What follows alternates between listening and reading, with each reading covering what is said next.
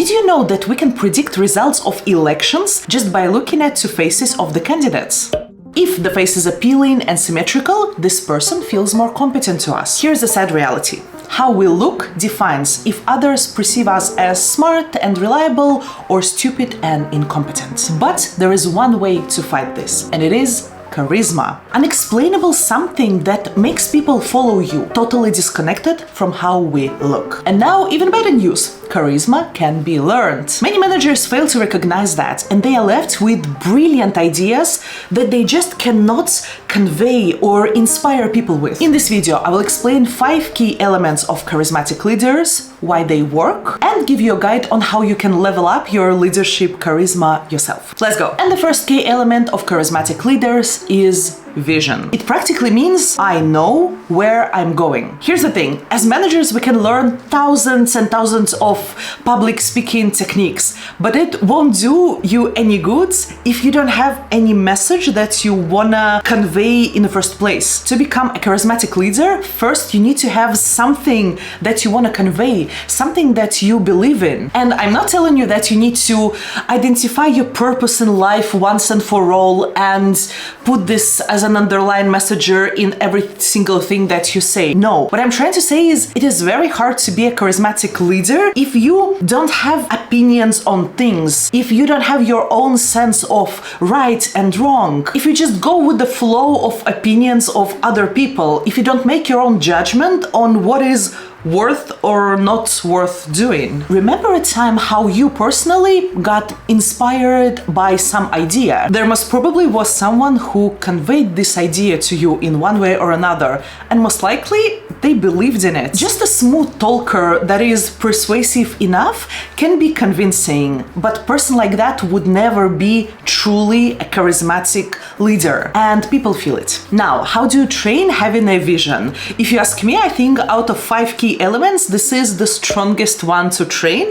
but it's still not impossible. What helps is to rewire our brain to a certain extent to think about more long-term goals. Ask yourself, what are my long-term aspirations, year to 5 years from now? How does my dream life or dream work would look like 5 years from now? And don't get me wrong, I realize that even asking this question to yourself gives a lot of people a huge anxiety already. I get it. Try to do it when you're in a calm and safe state of mind, I guess. Try to play with vision boards. Some people are doing very well with visualization. So kind of compile different pictures that has these associations. Okay, in 5 years from now, this is how I wish my life would look like. Exercises like that are totally disconnected from the working, management, leadership side of our lives. But what it does is it helps us think differently. Instead of just constantly being in day-to-day, what I need to do today and tomorrow thoughts, you train yourself to think long-term. And in parallel with that, and this is also important,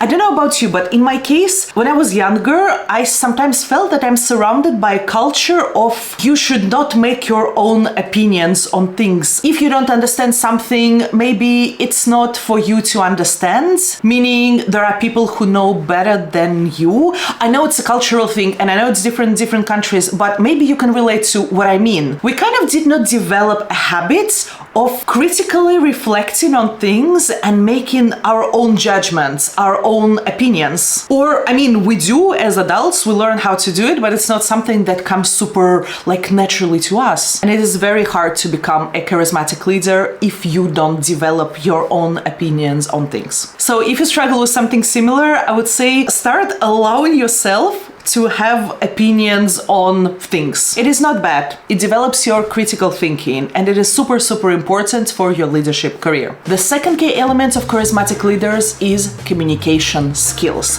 which practically means I am capable of conveying my vision to others. Charismatic leaders are great at expressing their ideas. They do it clearly and they do it persuasively. And it doesn't matter if they speak in a big presentation or having a one-to-one conversation. conversation with someone. By the way, there is a famous saying that communication is not about what you say, but about what other people hear. And it is one of the biggest and the most painful insights of anyone who ever worked on communicational skills. Because we can be absolutely convinced that we conveyed the right message, but it does not cost a thing if in the end this is not what other person heard. Now, how to train? And here I would say practice makes perfect, meaning stop avoiding your presentations at work, if you're still doing that. Go out there, present, and after ask people for a feedback to check exactly this thing. Is what you wanted to convey the same as what other people heard or understood? Meaning, is your communication in the end efficient or not?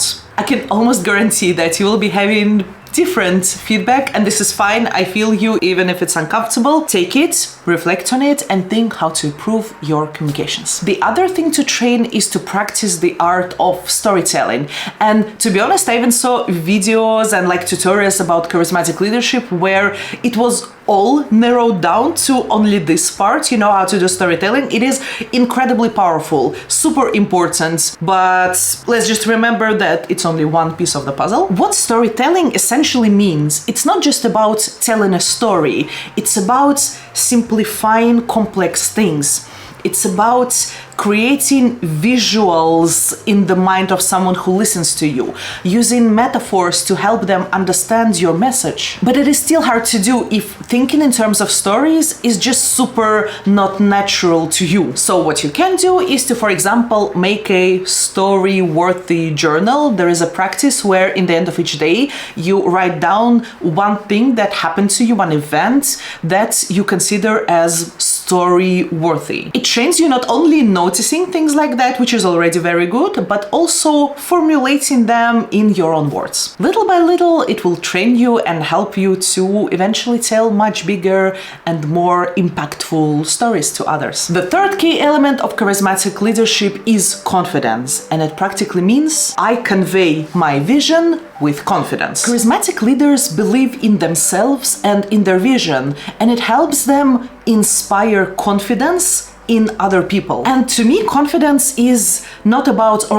less about things like the tone of voice or your posture when you speak. It's more about the extent to which you believe in yourself and you believe in what you're saying. That's why if you want to train this leadership confidence, here's what I would recommend. Even if we are very good at what we do, when people just tell it to us, we often don't believe them. And it is hard to be confident in what you do if you don't believe in yourself or in your capabilities. Confidence comes from two directions. The first one is experience of wins. When we live through an experience of win in a wider sense, it gives us confidence in our capabilities. But only that is not enough, because no one wins all the time. So the second component of the confidence is to learn about other people's failures. If you actually know that there are very talented people who are also making mistakes, it kind of helps us not feel that bad about ourselves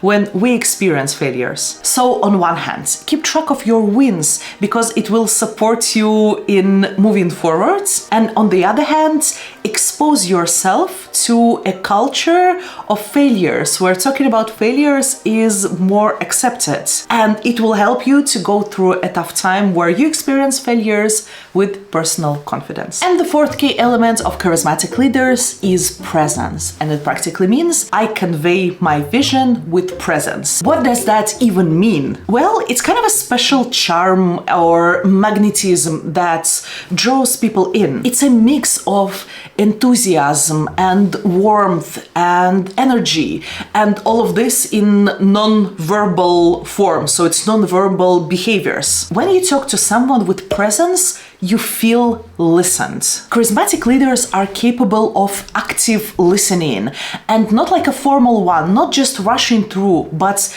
be actually present there, meaning connect to the needs of others that talk to you. How to train presence? What helps is to train your brain to be present in the moment. Here's what I mean. Have you ever took a walk outside when you were deeply bothered with something and you were thinking about it, and when you go back home, you don't even remember what you've seen or where you were like walking around. Unfortunately, it happens to us as human beings all the time. We often can get kind of stuck in our heads with thoughts that are running around, worrying about things that never happened or may never happen. But what it does to us, it prevents us from actually experiencing the reality that we're surrounded right now. And it is the same problem when you're sitting with someone, talking to this person, you're nodding, but they still feel that they can sense that you're not there and you're thinking about something else. So what helps here is meditation apps, different type of techniques that help your brain to get disconnected from your thoughts and focus on something specific. We have like endless research that proves all different benefits of meditation. Just get an app, give this a try. I'm telling you, there is nothing as repelling than feeling that someone is talking to you and this person is not really there. Finally, the fifth key element of charismatic leaders is authenticity. And it practically means I am true to myself. Outstanding leaders feel so reliable and trustworthy because they are genuine and they are true to themselves. And I will not be a person who would tell you to remove all of the filters and get 100% vulnerable with people that you work with. I think at that point we all kind of get that there are limits of that, and they're heavily dependent on the company that you work for, who's your manager, what is general culture of, like the acceptance in your company. Depending on the company and depending on your leadership, it can actually return to you in a bad way. Do they say in English, bite your leg back? So yeah, not a good scenario basically. But my observation is that in general, we're kind of moving towards a little bit of an increased level of acceptance of others and differences of others than 10, 20 years ago probably. And in general, it is very hard to be perceived as a charismatic leader if you're not showing any bits of your personal authenticity in what you do. Now, how to train, and you may not like this, but the first one is to learn how to be more true and authentic, kind of true to yourself. You need to know yourself first. Ask yourself, starting from the simple ones, what are your strengths? What are your weaknesses? Continue with the harder ones. What are your values? What are your beliefs? What is that make you different from other people? And from all of that, what matters the most to you? You can practice self-awareness techniques, like journaling, for example, because it helps you deepen the understanding of your own thoughts, of your own motivations. Act according to your values and trust yourself. If you always will be compromising your values and beliefs to get accepted by others or to fit in, it will be hard for you to convince other people that you are trustworthy leader. And if you want not only to develop your charismatic leadership qualities, but also take a little bit more control over your leadership career, I have a great video with nice 5-year plan for you to do that. I'll see you there.